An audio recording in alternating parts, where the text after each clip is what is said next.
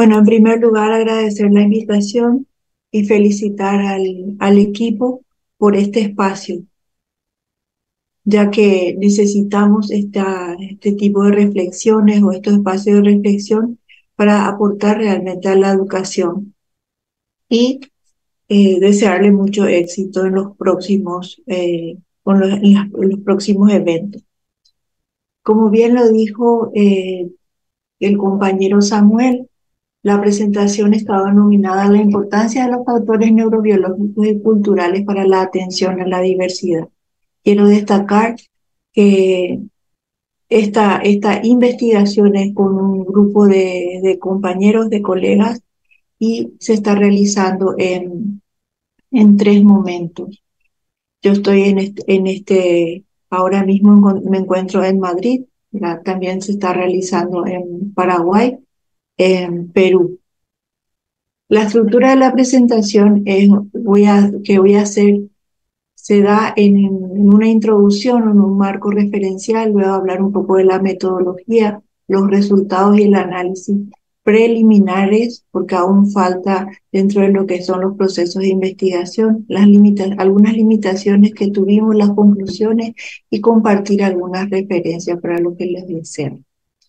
Uno de los aspectos que tuvimos que, o tres de los aspectos que tuvimos que tener en cuenta para hacer o iniciar este análisis de estas investigaciones fueron los legales, los científicos y los sociales. ¿Por qué los legales? Porque se habla mucho de ese derecho a la igualdad de la educación.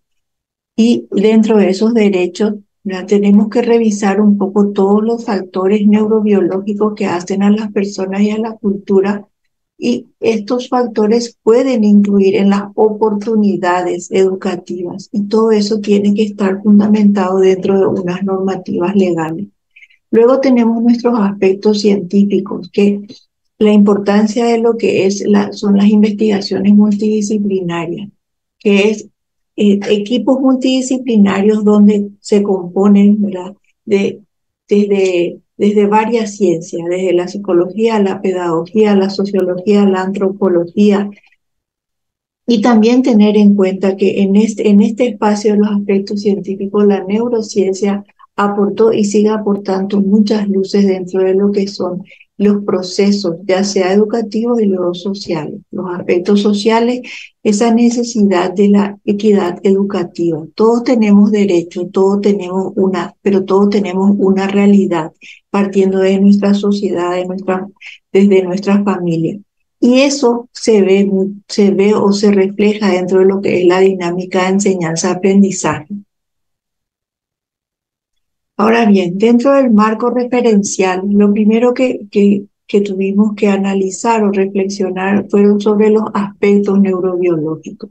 Y esos factores neurobiológicos, los aspectos, ¿verdad? Que en primer lugar es la revisión de la estructura cerebral, conocer el cerebro, cómo funciona ese cerebro, los sistemas neurotransmisores que hacen para luego posteriormente entender esa dinámica del estudiante y también del maestro como enseña.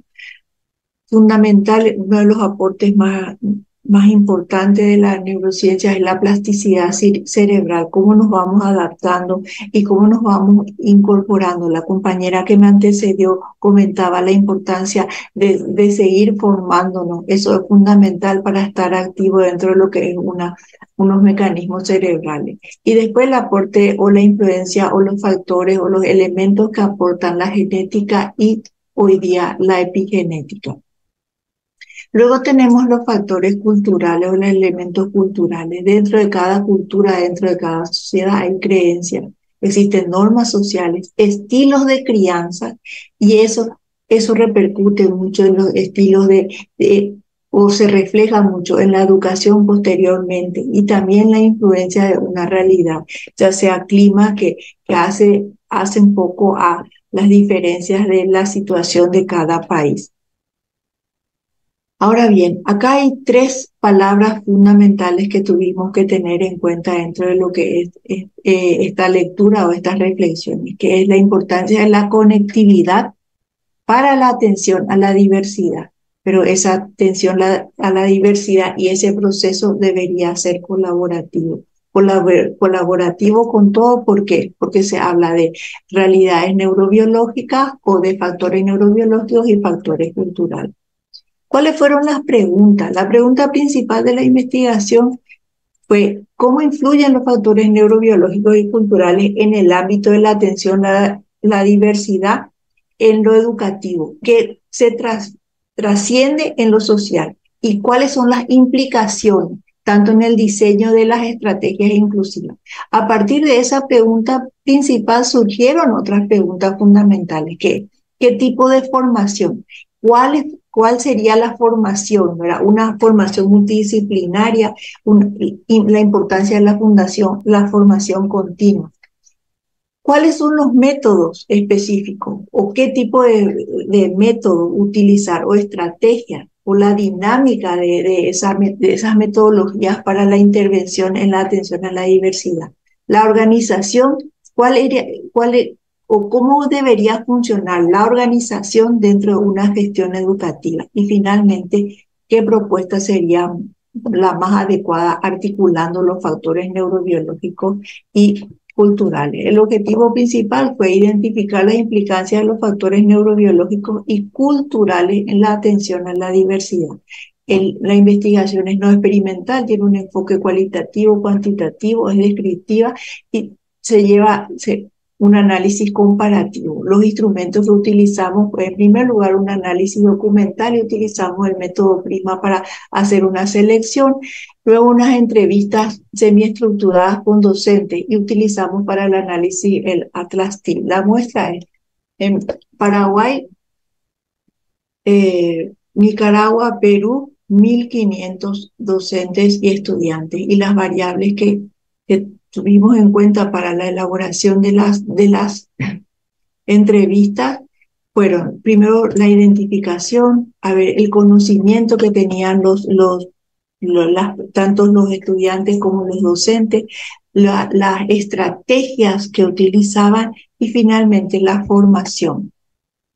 Ahora, algunos de los análisis que son muy llamativos dentro de esta investigación que quiero compartir es, por ejemplo, dentro de la formación y la relación entre, por ejemplo, el nivel inicial.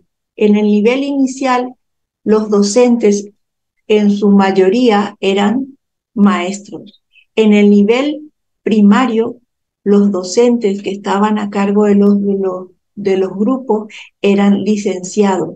En el nivel secundario ya eran o magíster y en el nivel universitario la identificación fue doctores, ya sea en educación, doctores en psicología, doctores en sociología. Entonces, esto estaba muy relacionado también al nivel en que enseñaban.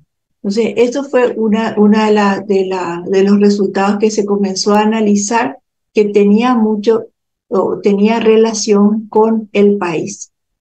Entonces, cada país representa o presenta una realidad diferente que se va analizando, pero en general uno de los resultados, uno de los análisis que es prácticamente igualitario o tienen semejanza. El otro punto que es los elementos culturales y su influencia. Es impresionante, sobre todo yo soy paraguaya, en mi país, ¿verdad? Que uno de los elementos de la cultura que tiene mucha fuerza son las creencias. Por otro lado están los idiomas, luego comentaban los maestros y los estudiantes el clima, y finalmente los procesos de la crianza, cómo fueron criados, en qué ambiente fueron criados. Entonces, este análisis de resultados es específicamente de Paraguay. Y estos elementos estaban relacionados con las estrategias que utilizan los docentes, ya sea en los diferentes niveles en que enseñan. Y luego tenemos en la pregunta de los factores neurobiológicos, algunos tenemos, por ejemplo, un 40% que sí identificaban cuáles eran los factores neurobiológicos. Otros, en 30% confundían mucho y El 30% es como que no hay mucha relación con las respuestas. Y eso está relacionado con, ya sea con el país de origen y también con la formación, que la formación hacía también a la gestión de la institución educativa. De eso, algunos de los resultados que quiero compartir con ustedes Estimada fueron que doctora, muy respetuosamente quisiera informarle que le queda un minutito de tiempo. perfecto. Las intervenciones educativas personalizadas que tienen en cuenta la diferencia neurobiológica de los estudiantes, la diferencia entre aspectos culturales varía entre un país y otro, la confusión de términos, la importancia de construir juntos las estrategias, la necesidad de espacio de análisis y reflexión entre docentes y la colaboración dinámica. Las recomendaciones o conclusiones fueron que es muy importante estos procesos colaborativos y de reflexión, la adopción de prácticas pedagógicas que valoren y promuevan la atención a la diversidad, las prácticas reflexivas y la investigación de acción, y comprender y considerar ambas dimensiones, tanto culturales y neurobiológicas, para alguna propuesta o algunas estrategias en cuanto a la atención a la diversidad. Estas son algunas de las referencias bibliográficas y muchas gracias por la atención.